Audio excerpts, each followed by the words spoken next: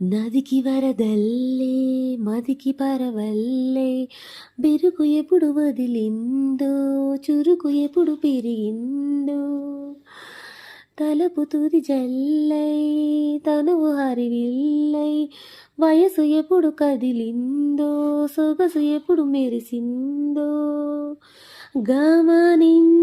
గమనించేలోగా ఆ ఆ